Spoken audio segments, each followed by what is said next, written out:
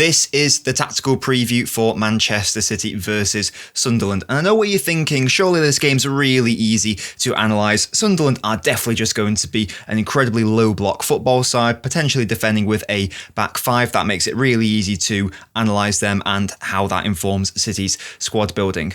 Now, I will be the first to accept that I've not watched a large number of Sunderland games this season. I've watched them in passing. Of course, I've been watching them a bit more in the lead up to preparation for this video. However, Sunderland were far less direct than I thought they were going to be, and they were far more tactically interesting than I thought they were going to be, which I guess makes sense because they are so high in the table. But the way people were talking about them this season, I thought that I was just going to be dealing with a standard back five, hoofball, direct outfit. That's not really necessarily the case. So Sunderland, unfortunately for City, I think this is going to be a very hard game.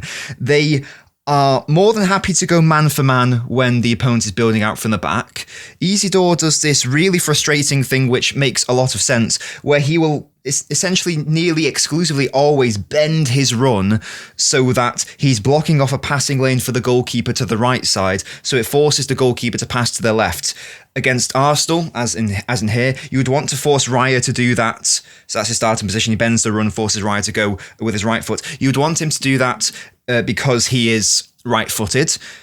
So therefore you want to force a goalkeeper to their weaker side. They also did this to really good effect against Chelsea, where they didn't actually have a left-footed centre-back. I think it was Tosin who was playing left centre-back that day, and he is right-footed, not left-footed. So it makes sense to force Chelsea's build-up structure down their left side where there isn't a left-footed centre-back. Spoiler alert, that means that Gvardiol is an absolute must-start at centre-back in this match. Otherwise, they are just going to have a field day forcing Donnarumma, who is not left-footed, to his weaker side. And then if we have a double whammy of having a right-footer out there, then that is a recipe for disaster.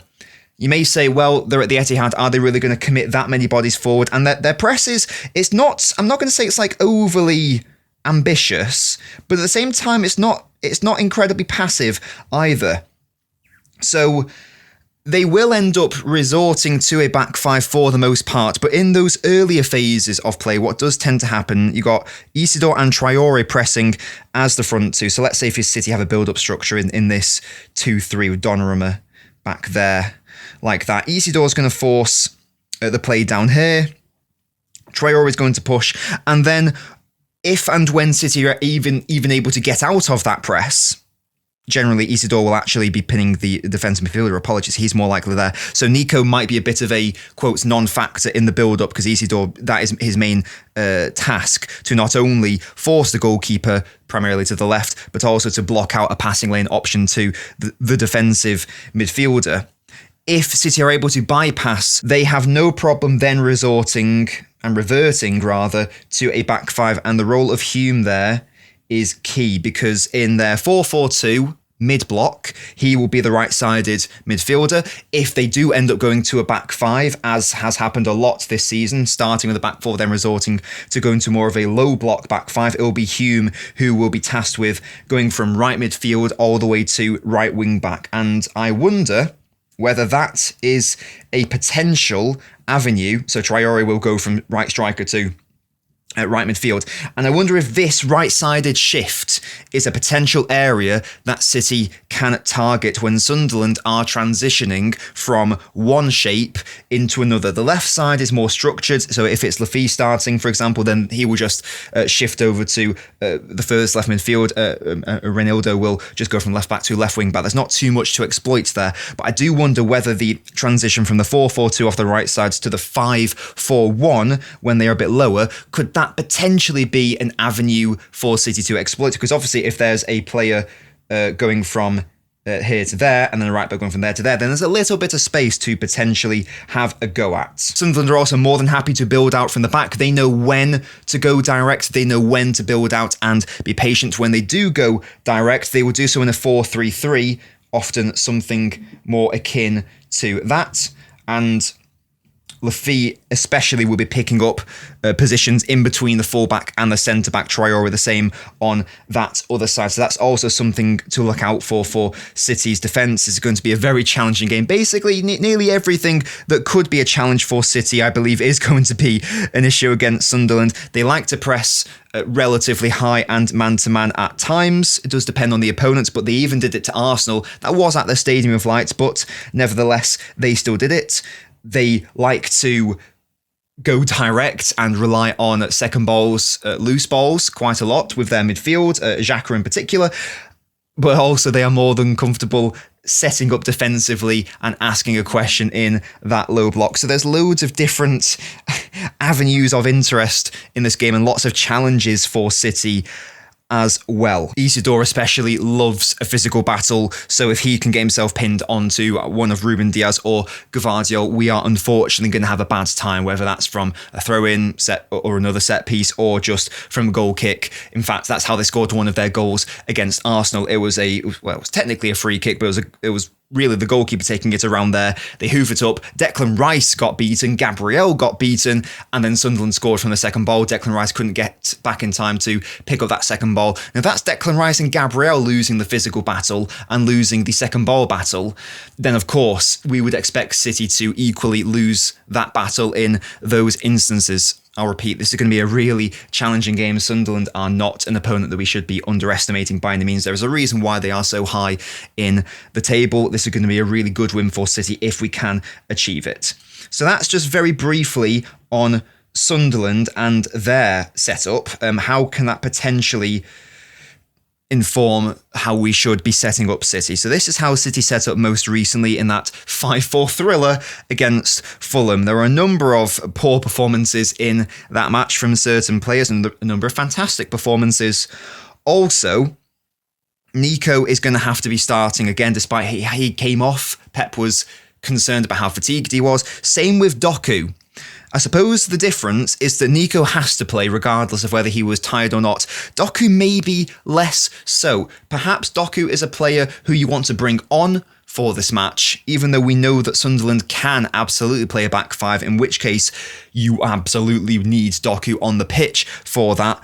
But if we do, let's say, because the side that I was instinctively going to suggest would have been this, probably. The potential problem this introduces is there's not many options off the bench to impact a potential low block game state. All the options here, outside of a couple, are really more set up for a more of an open game. So I wonder, does it make sense to perhaps not start Doku with that bit of context, but also because he had to come off against Fulham because he was clearly so fatigued and tired. So does it make sense, along with what I just said then, about a potential space transition opportunity, is this finally a game for Omar Marmoush to be starting? It is almost definitely foolish for me to predict Marmoush to start, but you know what? I don't care. I'm going to not play it safe, and I'm going to predict Marmoush will start because I've identified a potential weakness there, and I want to be proven right, god damn it. So it's just a bit of fun. Of course, this is just a prediction. I'm sure that the more sensible option would be to predict Doku, but I'm going to lock in Marmoush for the potential vibes of it. So let's address the rest of the sides. Donnarumma, of course. If I do want to play Cherki, I don't want to drop both of those options. So there's not going to be any room for Kusanov in this team. Certainly not at right back anyway, because if I want Cherki to be playing out at right wing, then I need Nunes because I need that overlapping support. Gvardiol has to play for the reasons that I've outlined. If he doesn't, then I'm going to be really, really concerned. Diaz, I don't see him being dropped. If Kusanov were going to play, maybe this is the game state for Kusanov to be playing over Diaz, especially because he would probably be doing better as an individual battle up against Isidore, as opposed to Diaz against Isidore. Kusanov against Isidore is probably going to have a better time. So maybe that's the avenue you bring Kusanov into the side. I'm not going to propose any changes to that back line. However, Nico has to start. Foden absolutely has to play, and if Cherki's playing out there, then the only other place for Foden to go is somewhere else in the midfield. And I would love to be able to say, let's shove in Reinders as well for Bernardo. But one of the issues in that Fulham game was how many attacking players we had all on the pitch at the same time. And the decision-making was seemingly informed by how many attacking profiles were on the pitch. So perhaps popping in Reinders is a step too far. If Isidore is picking up Nico from our goal kicks, then we will need, I think, perhaps both Foden, and we want to progress centrally rather than out wide where we are weaker, then that would be Bernardo and Foden's domain in order to do that. How would it set up? On ball, it's going to be the exact same situation as we have been seeing before, so apologies for that. Even though I said earlier that Sunderland can be dangerous from their man-to-man pressing at our goal kicks, it is often only 2 or 3, sometimes 4, but only really 2 or 3. It's not a massive press where the entire team gets involved. So I don't think we necessarily need a back 3 to be building out. I think that we can probably get away with a back 2 and a 2-3 rather than a 3-2. So I'd be proposing Nunes to push up, Shirky to go central, Bernardo to drop, and if you need to, Foden to drop also. But it may well be, I think Maresca did this in the when Sunderland played Chelsea. He actually went for more of a 2-2-6, and we've seen City use a 2-2-6 also this season. I think it was against Newcastle we saw that, wasn't it? So it may well be the City actually end up more like this, building out from the back. It totally depends on how many players Sunderland want to commit. I'm going to give Marmoush more of a central role with Nico O'Reilly providing the overlapping support. The good thing about this is it can easily change depending on the needs of the actual game.